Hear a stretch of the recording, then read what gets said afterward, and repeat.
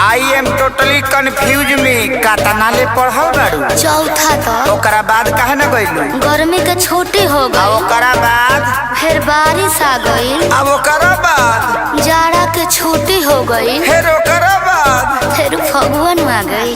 फिर ओकरा बाद रे इतना छुट्टी मरनी नु कि पढ़े के आदत छूट गई। बैगन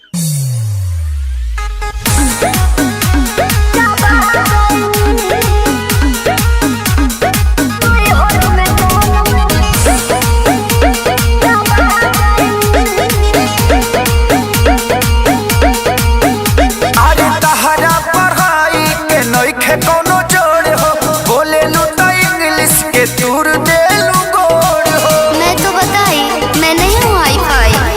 अरे तहरा पढ़ाई के नइखे कोनो जोड़ हो बोले लू तो इंग्लिश के तूर दे लू गोड़ हो। का चाहतनी जी ऐसन भाषा से हम पगला गईनी। सुनी बेचे कहाँ पे किताब भोजा खा गईनी।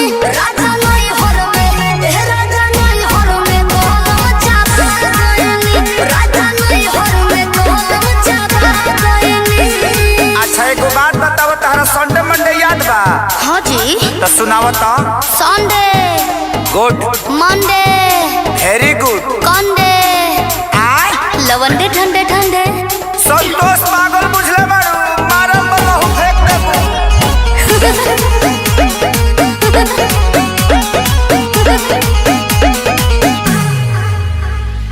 अनपढ़ के तू ताला कहलू एजेंसी रह तू पढ़ल होई ते आशा में वैकेंसी। भोग भोग बुतत रह पढ़े घरे दियावा। पियावा पियावा पियावा पियावा। तो गलती भइल तो से शादी करके कहा कोइनी ई का कोइनी। बेचे कहाँ पे किताब भोजा खा गईनी। राजा नहीं हर में राजा नहीं हर में गोलम चापा गईनी। राजा नहीं हर में गोलम चापा गईनी। बाप रे बाप, लागत है कि अब हम डिप्रेशन में चल जाए। ठीक बा आय? अकेले जाई? हाँ जाते न तो जाके देखी। हाँ। अब बढ़िया जगह होई नु हाँ। हम आ जाए। अब वही जे हनीमून मनावल जी डिप्रेशन में घूम घाम के आ चल जाए। का अब ते सफा संतोषरा बना देबे। का भाई कुछ गलती हो गल का? ना ना ना तू आ गलती।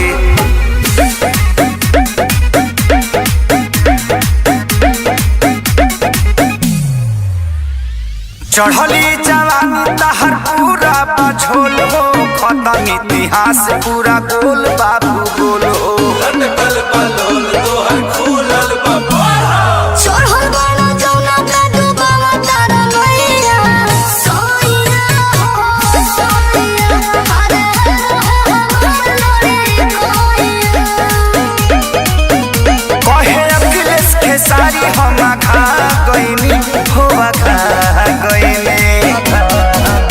बेचे कहाँ पे किताब भोजा खा गईनी। राजा नहीं हर में राजा नहीं हर में गोलम चापा गईनी।